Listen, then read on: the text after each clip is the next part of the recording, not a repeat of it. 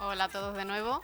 Vamos a ir retomando para no pasarnos mucho del tiempo de la agenda. ¿Sí? Bueno, pues retomamos la sesión con Joan Carmona Badía, catedrático emérito de la Universidad de Santiago, que nos va a hablar de historia y patrimonio de la industria gallega del curtido. Como es la última ponencia y después tenemos la visita a la antigua fábrica donde nos encontramos, después de la intervención de Joan podéis hacerle también alguna pregunta si queréis. Estaré preparada con el micrófono para daros paso. Pues muchas gracias, Joan, y cuando quieras puedes empezar. Bueno, gracias. Sí, se escucha, ¿no? Bueno, gracias por la invitación. Yo hablaré en castellano, aunque el texto pues está en gallego, y entonces pues así tenemos las dos cosas, ¿no? Bueno, pues muchas gracias por la invitación a todos los organizadores y bueno, antes de nada lo primero que tengo que decir es una alegría, ¿no? Estar contento en este espacio, que es un espacio que yo conocía muy bien antes de que, bueno, cuando era una ruina. Pues en concreto este lugar donde estamos, los secaderos, pues los conocí cuando era incluso difícil entrar en aquel momento, ¿no? Por lo tanto, estos pequeños hitos, ¿no?, que se van realizando, que se van desarrollando en el ámbito de la rehabilitación del patrimonio industrial, pues son importantes, y son una alegría y una alegría además que demuestra su utilidad y que demuestra que compensa intervenir sobre el patrimonio industrial. Bueno, como antes creo que era Noelia que decía, en algún momento citó la importancia de tener un conocimiento de aquellos lugares donde se va a intervenir. Creo que decía el profundo conocimiento del que habla, yo creo que es en el texto del plan anterior, ¿no? Ya se decía algo de esto, pues que esto del curtido aquí en Galicia, que existe bastante literatura, ¿no? Que existe, pues bueno, ponía aquí 2 libros porque son quizás los que tienen más páginas de los que yo conozco, pero hay otros de carácter más local, y uno de ellos es simplemente una especie de historia y catalogación de las fábricas de curtidos existentes en Santiago, que es este de la Compostela Industrial, precisamente editado por el Consorcio de la Ciudad de Santiago, y otro es el resultado de una tesis doctoral de Claudio Otero, que está presente, y que ya hace incluso una catalogación del patrimonio no solo relativo a Santiago, sino a toda Galicia, ¿no? Por lo tanto, son para empezar a ver un poco lo que ha sido este patrimonio y este sector en Galicia, pues contamos con estos y después contamos con una serie de publicaciones de carácter más local, ¿no? Bueno, entonces lo primero que me gustaría insistir es sobre la importancia. Aquí quizás hacerlo en Santiago no es tan importante o no tiene tanto valor, pero sí cuando hay personas de otros lugares, ¿no? Y sobre todo pues relacionadas con la administración o bueno, con cualquier persona interesada en cuestiones de cultura, material o inmaterial, pues es decir, que es que el curtido es una industria que nunca aparece en los libros más conocidos sobre la revolución industrial o sobre los procesos de industrialización modernos, ¿no? Porque textil, siderurgia, primera revolución industrial, electricidad, química, segunda revolución industrial, ahora pues TICs, inteligencia artificial y todas estas cosas, que debe ser la tercera, otros dicen que es la cuarta, no sé, bueno, es igual, pero en todo caso son de las cosas de las que se habla, ¿no?, en todas partes. Y claro, y después cuando se interviene en el patrimonio industrial, pues siempre la tendencia es ir en esas, ¿no?, en esas direcciones, claro. Y comentabas precisamente ahí pues cómo dentro de las distintas enumeraciones o los distintos indicadores de calidad del patrimonio industrial, no aparecen cuestiones relativas al curtido, ¿no? Y tampoco hay, ni siquiera a nivel internacional, bueno, todos sabemos que si Fez y Marrakech y estas cosas, y salen en las fotos y los turistas, pero bueno, no es otra cosa. Pero no hay, ¿qué museos de referencia internacionales pues hay en términos del cuero? Bueno, pues hay en Santa Croce Sularno uno que está, o sea, entre Florencia y Pisa, a mitad de camino, ¿no? Que siempre está cerrado y además tampoco es una maravilla. Hay uno en Leeds, en Inglaterra, que tampoco es ninguna maravilla. Y hay otro que yo conozco, seguro que hay más, pero los que yo conozco son estos. Y iba a decir un tercero, pero ¿cuál era el tercero? El de Leeds, el de Santa Croce o el de Igualada. El de Igualada, pero bueno, los edificios, los lugares, yo creo que el de Igualada, por ejemplo, no le llega a la suela del zapato, y valga la utilización de esta expresión, al de Allariz, por ejemplo, los museos que hay en Allariz, ¿no? Entonces, ¿y por qué insistir en esto, ¿no? En que el cuero... Bueno, esto no lo tenía en la presentación, pero lo voy diciendo, ya quitaré luego otras diapositivas y pasaré más largo. Pero bueno, creo que la gracia de estas cosas es ir hablando a medida, ¿no? De las intervenciones que hay en los descansos y de los anteriores y tal. Entonces yo no voy a seguir nada esto del PowerPoint. Voy a inventar las cosas. Bueno, quería decir que este sector, por lo tanto, cuenta con poca tradición, hasta no se considera muy industrial, y entonces pues aparece como un poco singular, pero esto de singular tiene una connotación negativa que se convierte, yo creo que en el ámbito del patrimonio industrial, que se convierte precisamente en una connotación positiva, porque la singularidad es otra de las características que se pide a un monumento industrial, ¿no? Bueno, entonces, por lo tanto, lo primero que voy a indicar es, apurando un poco, tratar de explicar cómo la industria del curtido en Galicia fue muy importante desde cualquier punto de vista, ¿no? Porque Galicia fue la principal área curtidora de España durante bastante tiempo, por lo menos durante todo el siglo XIX y durante el primer tercio del XX. Producía pues algo así como el 20%, pero en algún momento más de la producción de cuero de toda España. Y desde el punto de vista de Galicia, porque además el cuero fue, junto a la salazón de sardina, la industria gallega por antonomasia también durante muchos años.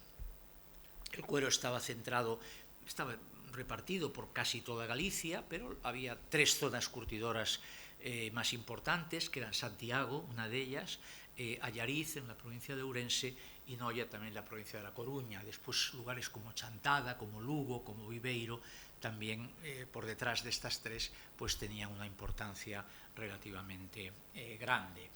En esta cosa voy a ser muy rápido. Bueno, la fabricación tradicional de curtido, es decir, aquel tipo de fabricación que se realiza antes de la segunda mitad del siglo XVIII en pilos, es decir, en pozos, ¿no?, descentralizados, y que posteriormente, a partir de la segunda mitad del siglo XVIII, se hará en establecimientos como este, en el que nos encontramos, era muy sencilla en términos de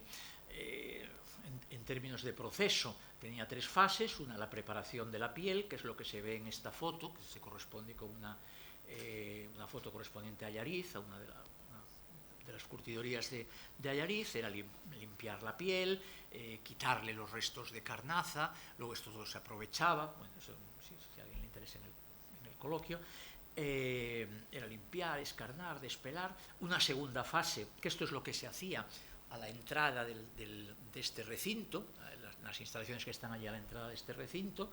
Después era propiamente el curtido, que simplemente consistía en unos pilos, en unos pozos con agua, echarle algún tipo de de corteza de algún arbusto o árbol rico en tanino, ¿no? Molido previamente en un molino de casca, que se llama un molino de corteza, y revolver de vez en cuando y esperar tiempo, 10, 12, hasta 15 meses según la calidad del producto. Y finalmente esto se hacía en estas naves que están hacia este lado, y después la fase de secado, aislado, o sea, que es el acabado, el remate que se hacía en este edificio en el que estamos, ¿no? Pero, si me voy para atrás, ¿sí? Bueno, ¿por qué en Galicia fue importante esto, ¿no? Más que en otras partes de España?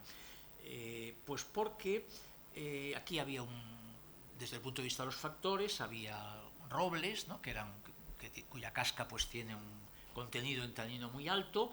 El agua aquí tiene, excepto en la comarca de Valdeorras, tiene poca cal, ¿no? Entonces para curtir es lo más útil.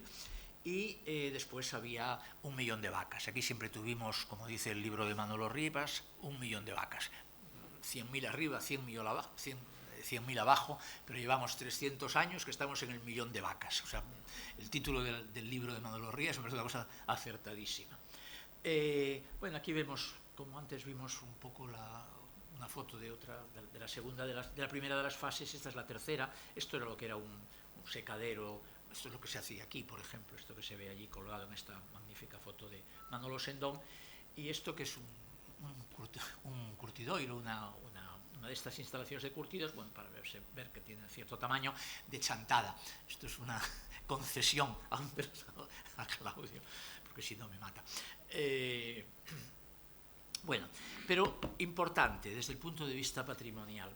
Hasta mediados del siglo XVIII, esta forma de curtir realizábase en la periferia de los pueblos, de las villas o de las ciudades, como en el caso de Santiago, por normalmente artesanos o artesanos agricultores que tenía cada uno un par de pilos, un par de pozos de estos, y ahí curtía por su cuenta. O sea, era un autónomo, diríamos hoy, que se hacía con una piel, se hacía con la casca del roble y curtía él por su cuenta, y después vendía pues a los zapateros que estaban en la zona, o vendía en el mercado, o vendía donde podía, ¿no? Es decir, esta es la forma de tal. Entonces este pobre hombre sufría porque estaba muy mal considerado, ¿no? Socialmente, porque aquello daba un olor horrible, ¿no? Entonces cuando llegaba a casa pues se pensaba que no le iban a hacer mucho caso, incluso tenía dificultades si quería conseguir carta de hidalguía o algo así, le resultaba imposible. Bueno, era una gente pues como encima la actividad pues no se podía desenvolver intramuros de las villas o de las ciudades, porque daba unos olores horribles. Entonces siempre quedaba, pues por ejemplo en el Sarela, ¿no? En este río en el que estamos, que queda fuera, que queda extramuros de la ciudad, ¿no? Hay una historia muy bonita que cuenta, yo creo que no sé si es Labrada o no, Pedro Antonio Sánchez, de un curtidor que era un hombre que tiene ya cierto dinero, que quiere casarse con la hija de un noble, y entonces la familia se opone porque dice que no, pues el curtidor, y luego el hombre acaba fatal y tal. Bueno, estas historias de amor imposible para los curtidores eran muy típicas. También era muy normal que los barrios donde había curtidores se situaran, o bueno, mejor dicho, era por lo que se situaba era lo otro, es decir, que ciertos servicios, ciertas actividades de servicios personales se ubicaran cerca de donde estaban los curtidores, puesto que las tasas de nupcialidade nos curtidores eran sempre inferiores ás tasas de nupcialidade medias. Bueno, entonces, eso, digamos, el curtido hasta mediados del siglo XVIII. No hay un empresario, hay comerciantes que compran, pero no hay un empresario, no hay una fábrica, no hay una instalación que exija inversiones fijas, ¿no? Capital fijo, no hay.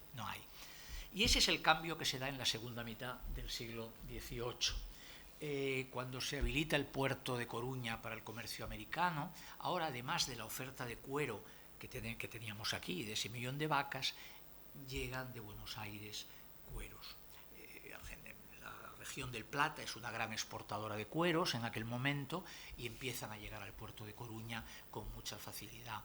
Al mismo tiempo, el arsenal de Ferrol, que a mediados del siglo XVIII ya funciona con normalidad, es un gran demandante de cueros por muchos motivos, pues desde, entre otros, pues por ejemplo, para sacar el agua para vaciar de los diques hay que vaciar el agua manualmente y se vacía en una especie de cestos de cuero, pero también eso genera, por ejemplo, un tráfico de vino para el que se necesitan pellejos, porque hay 4 o 5 mil personas allí trabajando como negros en el arsenal de Ferrol, un trabajo duro. Muchos de ellos son forzados, es gente que son los vagos y malentretenidos de la época de Carlos III.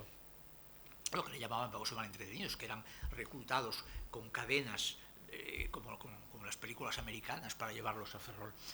Y bueno, esta demanda en el área de Ferrol muy fuerte y la posibilidad de tener esa oferta de cueros de Latinoamérica produce un cierto cambio, un cierto muy grande cambio en la forma en la que se curte. No técnico, no es un cambio técnico, la técnica va a ser la misma, pero sí en la organización social del curtido. Un cambio que se va a traducir en que aparecen empresarios, que es una categoría nueva, que cogen asalariados, o sea, contratan a gente, a estos curtidores que antes eran autónomos, ahora van a ser asalariados, y que estos empresarios realizan una inversión en edificios o en recintos como este, es decir, todo este conjunto de recinto.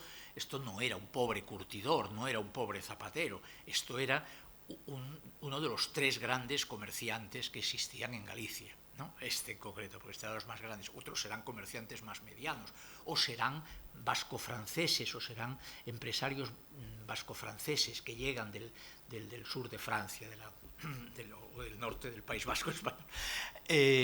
Otros van a ser, algún va a ser catalán, otros muchos pues van a ser gente de aquí, de Galicia, de las ciudades. Entonces, por lo tanto, ahora hay empresarios, hay categorías de remuneración del trabajo basadas en el salario, es decir, categorías propias de lo que conocemos como capitalismo. Por lo tanto, aunque este nuevo sector, y aparece esta tipología de la tenería, bueno, pues esta es una de ellas que también estaba en Santiago, ¿no? Todo ese conjunto de edificios son una fábrica que está por donde ahora está el Gallás, la ciudad de la cultura, por esa zona. Es decir, por lo tanto, no es lo mismo de antes. Y esto es una tipología que, aunque si lo que realizamos es una definición muy estricta de patrimonio industrial, y decimos si no hay máquina de vapor, esto no es industrial, pero eso sería un concepto muy rígido, porque no podemos considerar solo ese aspecto tecnológico, ¿no? Es decir, es tan importante el cambio tecnológico como la organización social. Es más, para muchos de los historiadores industriales de la época, lo importante es el cambio en la organización social. Y aquí la organización social se transforma radicalmente. Se transforman también las formas de comercialización y se transformarán también, irán poco a poco modificándose también los propios clientes de la industria del curtido, ¿no? Por ejemplo, en el siglo XIX, uno de los grandes demandantes de la industria del curtido es el resto de la industria, ¿no? Porque las poleas, los volantes, todo esto lleva cuero para producir la transmisión de la energía en las fábricas, o porque, por ejemplo, los cilindros que aparecen en muchas fábricas, en muchas tipologías industriales, están recubiertos. Por ejemplo, las cardas, en las fábricas laneras, ¿no? Pues están recubiertos de cuero, ¿no? El cuero, la industria moderna se convierte en un gran demandante. Por lo tanto, se integra, cualquiera que hiciera tablas input-output en aquella época, diría que la industria del cuero forma parte de lo que es la nueva industria, ¿no?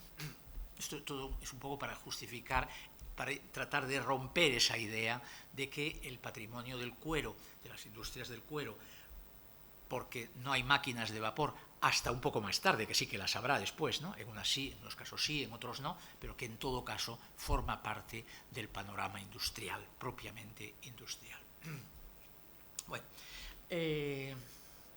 Bueno, después pues esto se expande durante el siglo XIX y tal, bueno, incluso, por ejemplo, esta imagen es simplemente para reforzar esta idea. O sea, estos señores no tienen pinta de preindustriales en absoluto. O sea, esta imagen se parece prácticamente pues, a cualquiera de los industriales catalanes que están en el textil o de otra cosa, ¿no? Estos señores no son todos fabricantes de cueros, pero tres y algún otro también tiene interés y otro les presta y otro tal.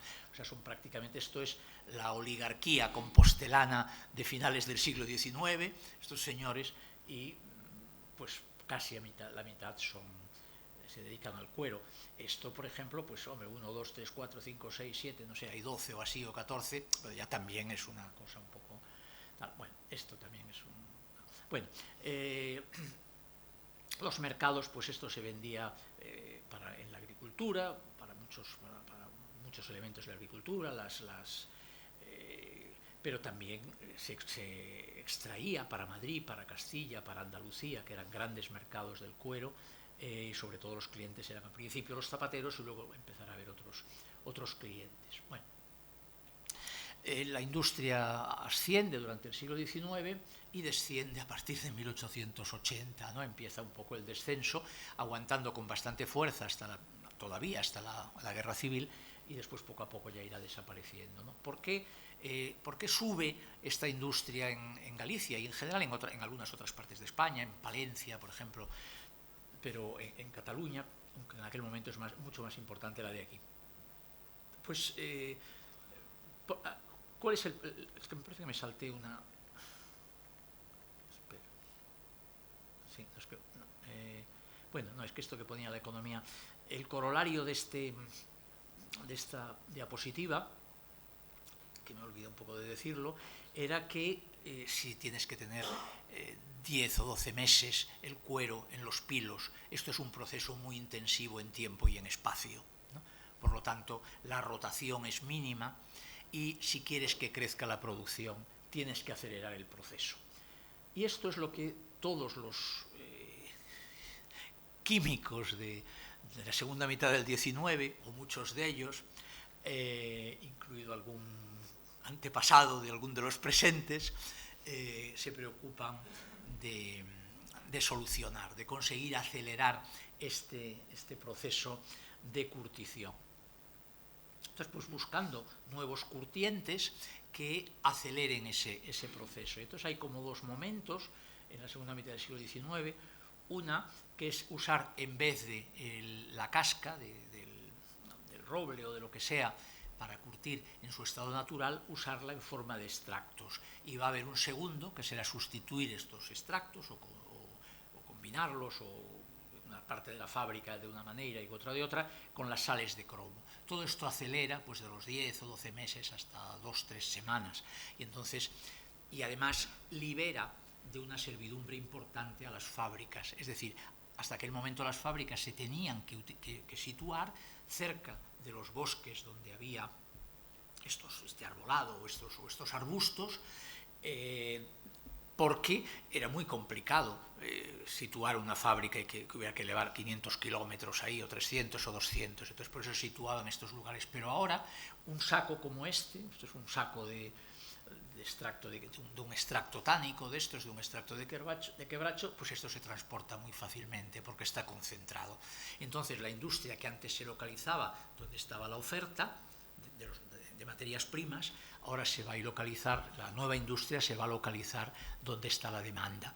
Entonces la demanda ¿dónde está? Donde hay más otras industrias que demandan el cuero, y en las ciudades o cerca de ciudades que tengan muchos habitantes y que por lo tanto consuman zapatos, como los conocemos, zapatos de cuero, ¿no? Entonces, en un sitio como Galicia, donde otras industrias eran menos que en Cataluña, por ejemplo, que en el País Vasco, y un sitio donde además la mayor parte de la gente no usaba zapatos, los zapatos de cuero normales, porque se utilizaban los zocos, este tipo de cosas, con un componente en madera, pues la nueva industria va a empezar a aparecer en Cataluña. O sea, toda la demanda que se produce a finales de los años 1880 y que trata de ser satisfecha por las nuevas fábricas, van a ser fábricas que ya no se localizan aquí. Entonces quedan aquí muchas, y sigue habiendo una producción importante, pero de fábricas ya pues bastante antiguas, de las que muchas de ellas no utilizan estos extractos en estas sales de cromo, solo alguna que sí que lo va a hacer, pero muy pocas, y las otras se situarán en Cataluña. El profesor Casares, que era un catedrático de la Universidad de Santiago, escribe un tratado de química industrial a finales del siglo XIX, no me acuerdo cuál es el año, 1890 y pico, 80 y pico, y corrígeme si... 72. Sí, pues 72. Y en ese libro dedica un breve apartado a la cuestión del curtido, ¿no? Entonces explica que hay dos tipos de curtido. Y dice el curtido industrial, el curtido moderno, y entonces lo describe y tal y cual, y el curtido gallego. O sea, no dice el curtido moderno y el curtido antiguo, sino que es el curtido moderno y el curtido gallego. Bueno, poco a poco sí que van introduciendo a partir de ahí las fábricas pues diversa maquinaria, ¿no? Las pues alisadoras, una serie de aparatos para cortadoras, etcétera, mecánicas, y van pues unas introduciendo bueno, molinos de casca mecánicos, cosas de, pero bueno, no siempre vamos un poco por detrás en ese término. Entonces, a partir de ahí, esto aguanta mucho tiempo, pero a partir ya después de la Guerra Civil y sobre todo los años 60, cuando algunos de los usos tradicionales van desapareciendo, pues esto prácticamente desaparece. En este momento creo que queda una fábrica de curtidos en toda Galicia. Bueno, estos son los bombos esto es un bombo de Picusa, de la fábrica que hubo en Padrón, que fue la última fábrica importante en cerrar. Bueno, esto es simplemente la típica cosa de los historiadores económicos para ver cómo, bueno, pues en 1856 Galicia representaba el 27% y en 1900 solo el 14% del total y tal. Bueno, son estas cosas que ponemos siempre, para que si no pones un cuadro, un gráfico, por ejemplo. Pues entonces las fases de decadencia pues están un poco ahí, pero yo creo que me tengo que ir acabando. Bueno, primero hasta el 36, los lugares donde desaparece. Esto en todo caso está todo en esos dos libros que citaba al principio. Después, a partir de 1950, pues ya se pierden los usos agrícolas, la competencia catalana se agudiza, Picusa es el último reducto, ¿no?, del sector, y esto es donde estamos, que esta diapositiva también la puso antes Ángel, ¿no? Bueno, porque fue una de las últimas, no la última, pero una de las últimas de cerrar en Santiago. Bueno, entonces entro un poco en la otra parte, que si no, no me da tiempo. Bueno, el curtido después por lo tanto, importante desde el punto de vista de la significación que tuvo en Galicia y de la significación que el curtido tuvo en España. Por lo tanto, no es una industria a despreciar. No es el textil, no es la siderurgia, no es la electricidad, no es la química industrial, no es la inteligencia artificial, vale. Pero en la identidad de muchas villas y ciudades, bueno, sobre todo villas intermedias de Galicia, es un elemento absolutamente central. Porque además, en muchos casos, y esto lo ha demostrado Claudio en su tesis, la propia organización del espacio en los lugares donde se curtía determinaba una concentración o adoptaba forma de una cierta concentración. O sea, en el libro este que indicaba al principio se habla de que hay fábricas aisladas, pero hay dos formas de concentración de las fábricas. Una, lo que él llama en línea, o sea, el caso de Santiago, por ejemplo, a lo largo del río Sarela, pues hay como 14 o 15, a lo largo del Sar hay 4 o 5 más, o por ejemplo en Allariz, pues había 4 en la parte de la villa, pero después había otras 8 o 10 en las inmediaciones, siempre en línea, ¿no? O sea, al lado del río. O en caso de fábricas, lugares donde las fábricas son más pequeñas, pues son fábricas, lo que él denomina aldea industria o industria aldea. Es decir, uno, si ve la foto, parece que es una aldea normal, pero resulta que tienes 20 casas donde se curte, y ya con menos pilos que en las otras, ¿no? Con menos, o sea, un poco la indicación de lo que es grande, pequeño, es el número de pilos. Esta, por ejemplo, era grande, era de las grandes. Y entonces ves que son más pequeñas, pero que son muchas juntas, y en realidad es una fábrica aldea, ¿no? Que es un concepto, yo creo que muy interesante desde el propio punto de vista del patrimonio industrial. Bueno, entonces aquí en el curtido en Galicia pues es un, visto desde hoy en día, es un patrimonio muy abundante, muy abundante. Restos de fábricas hay de más de 240, que es mucho eso. Muchas de ellas son pequeñas o forman parte de estas aldeas industriales, otras son más grandes, un poco es muy variado. Y es muy singular, por lo que decía antes, porque es un tipo, las tipologías son muy propias de aquí, la construcción pues es en granito, es en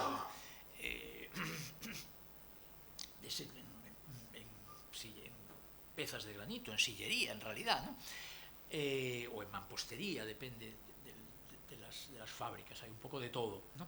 Pero esta construcción en granito no se da, por ejemplo, en otros, en Santa Croce Sularno, o en núcleos curtidores italianos, o en algún otro sitio de los que yo conozco, ¿no? Hay un cierto número de instalaciones que tienen un nivel de conservación bastante aceptable, ¿no? Esta forma parte de Allariz, que es quizás el caso, creo que de más éxito, pero en otros sitios pues también las hay, ¿no? Hay no pocos ejemplos de reutilización, de rehabilitación, básicamente para restauración y turismo rural, que es lo que pasa en estos casos, pero bueno, pero hay, ¿no? Convertidas pues en Alhama, en la provincia de Pontevedra, en Lugo, en un par de sitios también, en talleres que es un taller de cerámica, ¿no? En el norte de Lugo. En fin, hay diversos casos. Y un poco, como tengo que ir un poco acabando, y para mí el modelo de éxito es el de Allariz, que esto sería una de las... Esto está convertido, es un museo, el Museo del Cuero de Allariz, el edificio visto por fuera es aquel. Esto es el molino de Casca, que lo situaron en el exterior, bueno, estaba situado en el exterior. Y Allariz es un poco un caso donde en este momento se pueden ver rehabilitadas 3 fábricas con 3 tratamientos diferentes. Uno es un museo, que tiene también un servicio de restauración de comer, vaya, de comer no, porque aquí hay que aclararlo. Después tiene otro que es un establecimiento de turismo rural fantástico, y otro es simplemente una cafetería. La cafetería es esta, pero bueno, uno se puede tomar algo, ¿no?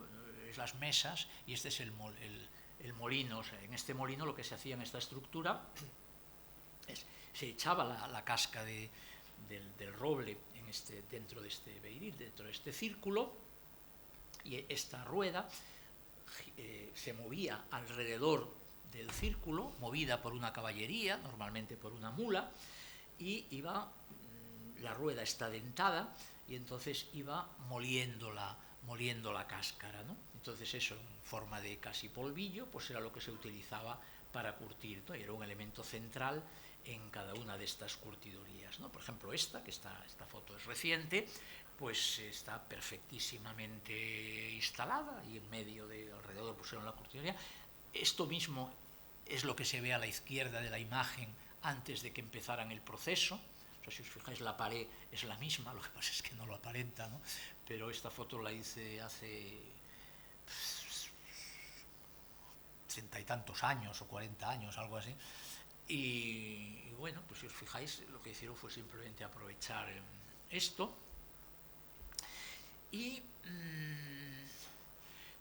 en el caso de... Esta es otra de las... Este es el establecimiento de turismo rural, que se llama la Torre de la Lombarda.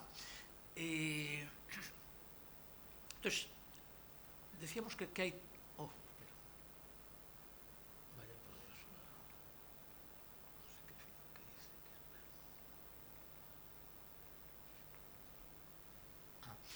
dice. Decíamos que hay 3 tratamientos diferentes para las 3 fábricas, y hay 3 trazos comunes, ¿no?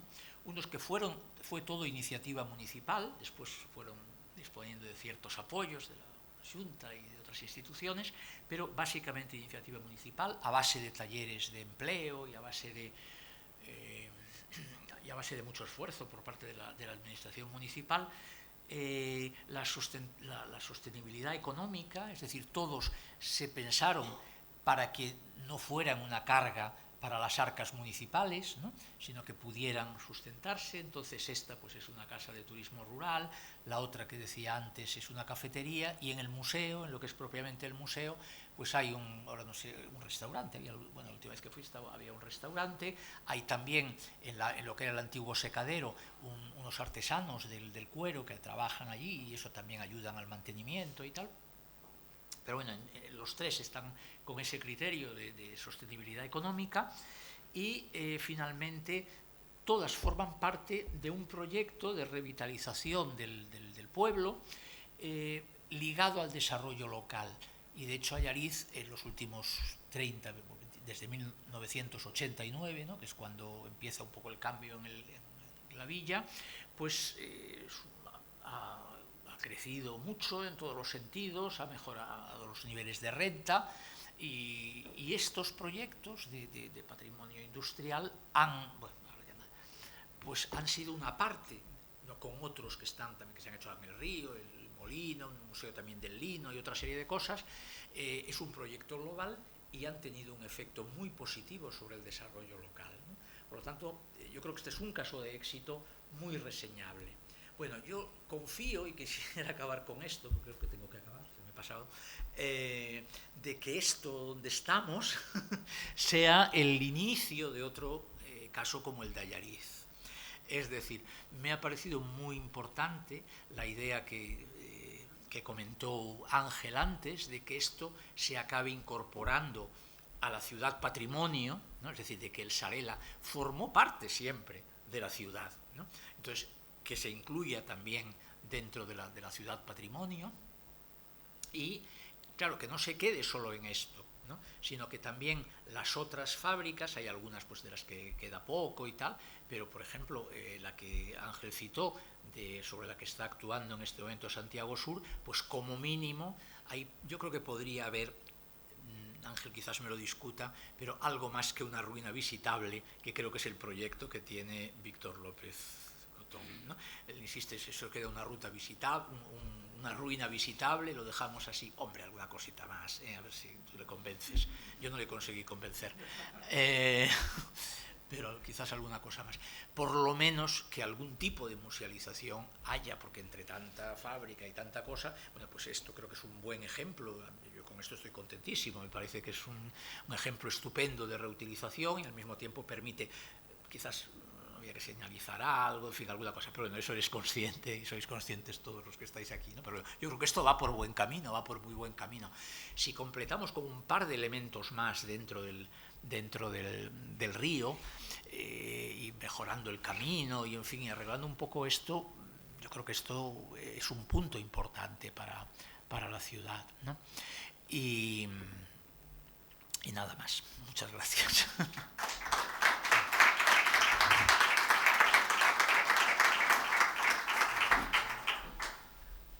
Muchas gracias, Joan. Aprovecho de nuevo para, si alguien quiere hacer alguna pregunta a Joan o a Ángel o a Noelia, es el momento. Me podéis pedir el micro. Bueno, mientras veo si alguien se anima o no, comentaros que ahora tenemos una visita con Ángel a conocer esta sede de la Fundación Laboral de la Construcción. Aprovecho para agradecer de nuevo a la Fundación y a la Junta de Galicia su apoyo para organizar esta actividad, a todos los ponentes por sus interesantes intervenciones, y a todos los asistentes por haberse trasladado en una mañana lluviosa como la de hoy hasta aquí para compartir este día con nosotros. Parece que no hay preguntas, así que parece que estamos todos deseando de conocer más esta antigua fábrica de curtidos contigo, Ángel. Cuando quieras, vamos contigo.